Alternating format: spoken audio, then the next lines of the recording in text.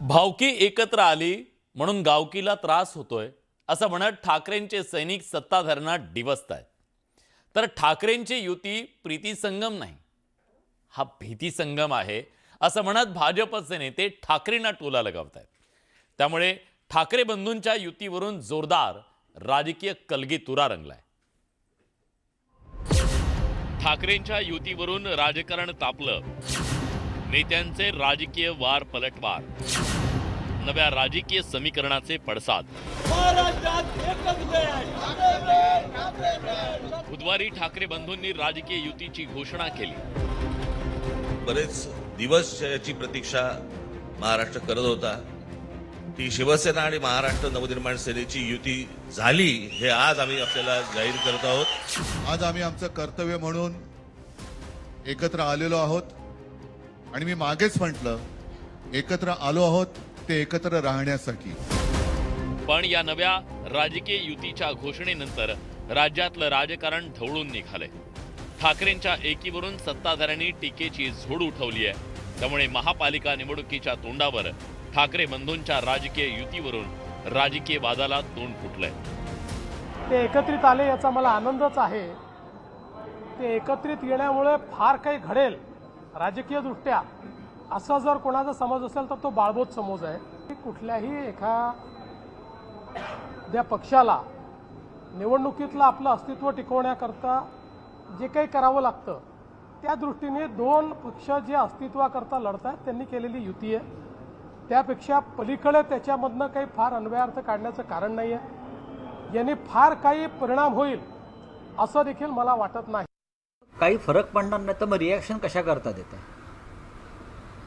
ठाकरे बंधू एकत्र आल्यामुळे काही फरक पडणार नसेल तर मग तोंडाची डबडी वाजवत्या कशाला? सगळेच अगदी काल दिवसभर त्यांचे प्रवक्त्यांच्या फौजा ही युती कशी अमुक आहे तमुक आहे वगैरे बोलत होते। त्याची गरज नाही ना, सोडून द्या ना तुम्ही। आपण 16 तारखेला याच्यावर चर्चा करू, 16 जानेवारी। ठाकरेंची युती झाली असली तरी जागा वाटप झालेलं नाही। उमेदवारांची फोडाफोडी टाळण्यासाठी ठाकरेंनी हे पाऊल उचललंय। मात्र यावरून राजकीय कलगीतुरा रंगलाय। महाराष्ट्रामध्ये सध्या लहान मुलं पळवण्याची खूप टोळ्या फिरतायत। त्याच्यामध्ये 2 टोळ्या अजून जास्ती ऍड झालेल्या आहेत। ते राजकीय पक्षांमधली मुलं पळवतात। अरे जे आपली पोरं सांभाळू शकत नाही ते मुंबई काय सांभाळणार, राज्य काय सांभाळणार? शिंदेने पण स्वतःचं मुलं सांभाळावीत ना। भारतीय जनता पक्ष त्यांची मुलं पळवणार आहे। भारतीय जनता पक्ष नी त्या जसे कुत्रे पकडाच्या गाड्या असतात ना, पिंजरे, तसे पिंजरे भारतीय जनता पक्षानं लावलेले आहेत। आणि महानगरपालिकेनंतर कोणाची पोरं कोण पळवत आहे? एकतर शिंद्यांची पोरं जी आहेत आता ते अनावरस आहेत, स्वतःची पोरं नाही, ते अनावरस आहेत। ठाकरेंच्या युतीची घोषणा एका छोटेखानी पत्रकार परिषदेत करण्यात आली।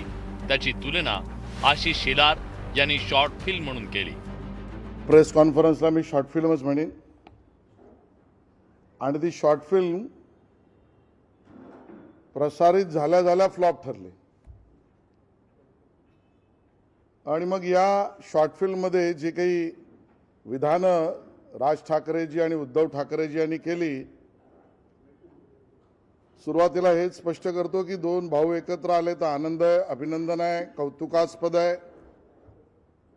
2 पक्ष एकत्र आले तर बरेच प्रश्न आहेत। असेल ना, हल्ली शॉर्ट फिल्मला नोबेल पुरस्कार मिळतात किंवा ऑस्कर मिळतात। सांस्कृतिक मंत्रालयाला माहीत पाहिजे, या राज्याच्या सांस्कृतिक मंत्र्याला माहीत पाहिजे की हल्ली शॉर्ट फिल्म्स बरं आणि फिल्मपेक्षा वेब सिरीज आणि त्यांना ऑस्कर मिळतात, नोबेल मिळतात, हे सांस्कृतिक मंत्र्यांना माहीत पाहिजे। मुंबई महानगरपालिकेची निवडणूक जाहीर होण्यापूर्वीच मुंबईचा महापौर कोण याची चर्चा रंगली आहे। त्यावरून मराठी की अमराठी असा वाद रंगलाय। मुंबईचा महापौर मराठीच होणार आणि तो आमचाच होणार। पुन्हा एकदा या मुंबईच्या महानगरपालिकेमध्ये महायुतीची सत्ता आणून अंधेरा छटेगा, सूरज निकलेगा, कमल खिलेगा हे दाखवायचं। आम्ही कोणाला महापौर बनवण्याकरता या ठिकाणी ही लढाई लढत नाहीये. एखादा महापौर बनला नाही बनला यांनी काही फरक पडत नाही. आमची लढाई ही मुंबईकरांची लढाई आहे. ठाकरे बंधू हे केवळ सत्तेसाठी एकत्र आल्याची टीका सत्ताधाऱ्यांकडून केली जातीये. त्याचा ठाकरेंच्या पक्षाकडून जोरदार प्रतिवाद केला जातोय. युती कुणाशी झाली तरी सुद्धा महायुती या महाराष्ट्रामध्ये मजबूतीने उभी आहे. युती कुणाशी झाली तरी सुद्धा महायुती या महाराष्ट्रामध्ये मजबूतीने उभी आहे. आम्ही सत्तेसाठी एकत्र आलोय, ठीक आहे.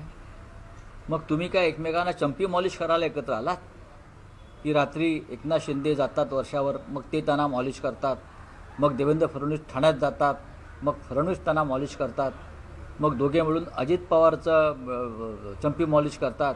हां, तुम्ही एकमेकाचा मालिश करायला एकत्र आलाय का? हे सगळे भ्रष्टाचारी इतर पक्षातले घेऊन तुम्ही काय कोणते दिवे लावताय? सत्तेसाठीच ना. ठाकरेंच्या शिवसेनेनं मुंबई महापालिकेची लूट केल्याची टीका भाजप शिवसेनेकडून केली जातेय. त्यावरून आता आरोप प्रत्यारोप सुरू झालेत. आजपर्यंत स्वतःची जहागीर म्हणून, आजपर्यंत स्वतःची खाजगी मालमत्ता असल्यासारखं मुंबईला वापरलंय. त्यांना धडा शिकवण्याचं काम यावेळेला मुंबईकर निश्चितपणे करतील. कारण आजपर्यंत तुम्ही मुंबईला लुटण्याचं काम केलंय. शेवट तुम्ही 20 वर्ष सत्तेत होतात महानगरपालिकेत. भारतीय जनता पक्ष विसरली का? त्यांनी असंही म्हटलंय की गेली 25 वर्ष शिवसेना सत्तेमध्ये होती आणि गेले 25 वर्ष भारतीय जनता पक्ष सत्तेत होती महानगरपालिकेत. पारेकरी म्हणून स्वतःला म्हणून घेत होते. ते पारेकरी का झोपा काढत होते का डोळे मिटून हात पुढे करत होते? एकदा उत्तर त्यांनी पण द्यावं. ठाकरे बंधूंच्या युतीच्या घोषणेमुळे निवडणुकीत राजकीय समीकरण बदललंय. ठाकरेंच्या युतीमुळे मराठी मतदारांच्या ध्रुवीकरणाचे तर्कवितर्क लावले जात आहेत. पण ते सत्यात उतरणार का हे निवडणूक निकालानंतर स्पष्ट होईल. पण त्यापूर्वी ठाकरेंच्या युतीभोवती राजकारण फिरू लागलंय. Bureau report, news 18 Lokmat.